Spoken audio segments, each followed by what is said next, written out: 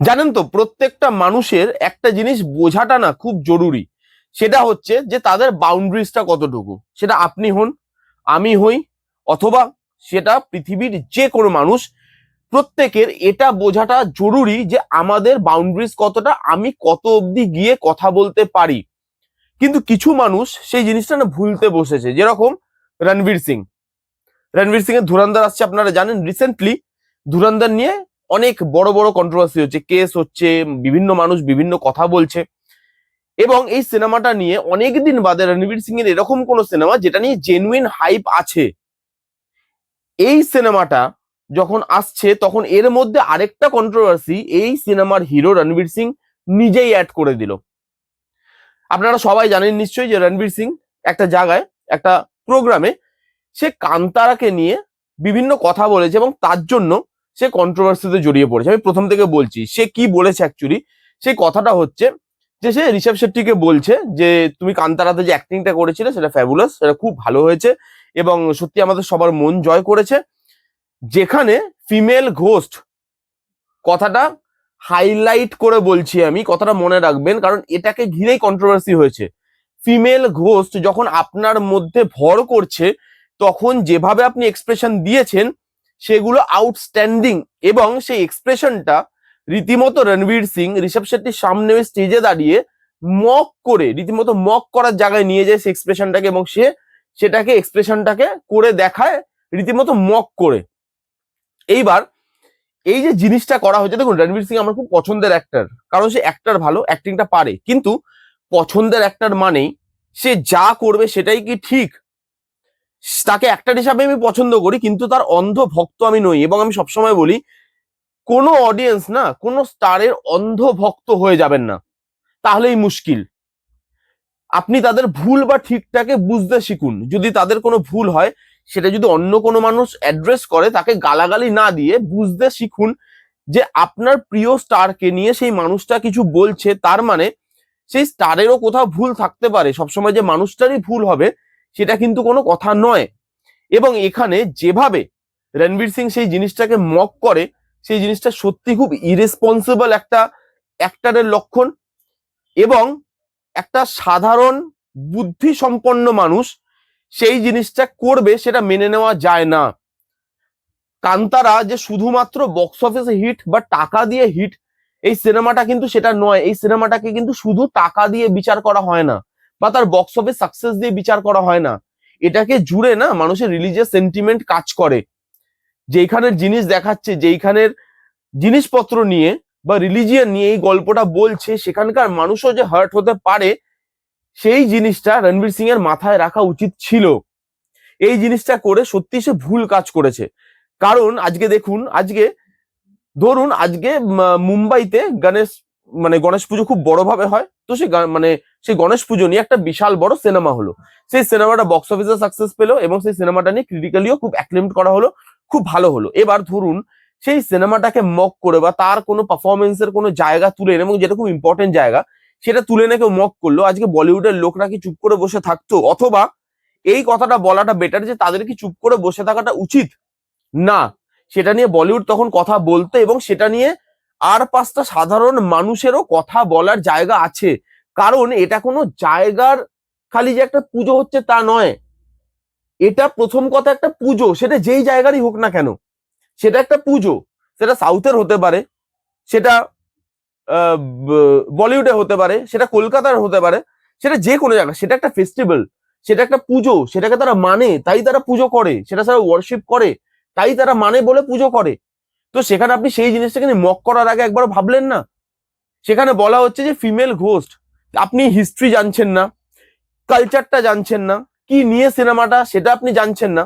না জেনে আপনি বলে দিলেন, দেবাকে বলে দিলেন ফিমেল ঘোস্ট, সে ভর করছে, তারপর আপনি এরকম করছেন, সেই জিনিসটা খুব ভালো লেগেছে।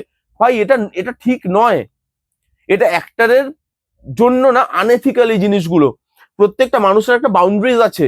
রণবীর সিং ছ্যাবলামি করে আমরা জানি। দেখুন, জিনিসটা যদি ইয়ার্কি মারার জিনিস হতো বা ছ্যাবলামোর জিনিস হতো, যেরকম একটা কমেডি সিনেমা বেরিয়েছে, সিনেমাটা ছ্যাবলামোর সিনেমা, রণবীর সিং ছ্যাবলামো করছে, ওকে ফাইন, তবু একটা জায়গা অব্দি মানে মেনে নেওয়া যেত। কান্তারা কোনো ছ্যাবলামোর জিনিস নয়। বা কান্তারা নিয়ে কোনো ইয়ার্কি হতে পারে সেই জিনিসটা কিন্তু কারোর মাথায় আসে না। এটা কোনো ইয়ার্কি মারা বা ছ্যাবলামি করার জায়গাও নয়, জিনিসও নয়। তো সেই জিনিসটাকে নিয়ে আপনি যখন ছ্যাবলামি করছেন, দেখুন আপনি স্টার, তাই বলে এটা নয় যে আপনি যা করবেন সেটা মেনে নিতে হবে মানুষকে। আজকে মানুষই আপনাকে ওই জায়গাতে বসিয়েছে, কিন্তু সেই জায়গার সম্মানটা যদি আপনি না রাখতে পারেন, তাহলে সেই জায়গায় বসার যোগ্যতা কারণ নেই, সেটা কারণ নেই। আমি সবার কথা বলছি, খালি রণবীর সিং এর কথা বলছি তা নয়। দেখবেন অনেক আমরা ইউটিউবে বলি, ইনস্টাতে বলি, এরকম অনেক শর্টস রিলস আমরা দেখি যে বড় বড় স্টার, যাদেরকে আমরাই স্টার বানিয়েছি, একটা পাবলিক ধরনের ছবি তুলতে চাইছে, তারা ধাক্কা মেরে সরিয়ে দেয়। জানি তারাও স্টার, তারাও মানুষ, তাদেরও একটা মাথার একটা মানে নিজস্ব স্পেস দরকার, তাদেরও মেন্টালি একটা যে পিস সেটার দরকার। সবসময় সবাই ফটো তোলার মেজাজে বা সবাই অটোগ্রাফ দেওয়ার মেজাজে, ভালো কথা বলার মেজাজে থাকে না, তারা করে ফেলে হয়তো। পাবলিকও বাড়াবাড়ি করে, অনেক সময় রিপোর্টাররা বাড়াবাড়ি করে, সেই জন্য তাদেরকে হয়তো করতে আমরা দেখি। কিন্তু অনেক সময় আমরা এই জিনিসটাও দেখেছি যে নর্মাল একটা কোনো লোক মানে সেলফি তুলতে চাইছে বা সে বলছে যে আমি একটুখানি এরকম ধরনের তোমার ফ্যান, কথা বলতে চাইছে, তাকে দূরে ধাক্কা মেরে, আরে তার টাকা দিয়ে কাটা টিকিটে তুমি আজকে কোটি কোটি টাকার বাড়িতে থাকছো বস। তো তোমার ওই লিমিটেশনস জানা দরকার। তার মধ্যে দেখুন, একটা সাধারণ মানুষ যদি ফেসবুকে একটা কোনো কথা লেখে বা নর্মালি একটা কোনো ইস্যু নিয়ে কথা বলে, সেটা হয়তো অত বেশি রিচ করে না বা অত বেশি লোক ওটাকে নিয়ে ভাবে না। কিন্তু যখন একটা বড় স্টার, যখন একটা সেলিব্রিটি এই জিনিসগুলো করে, তখন না কোনো একটা সিরিয়াস ইস্যুকে এইভাবে প্রেজেন্ট করে, তখন না মানুষের অ্যাটেনশন যায় এবং সেটা খুব বাজেভাবে যায়।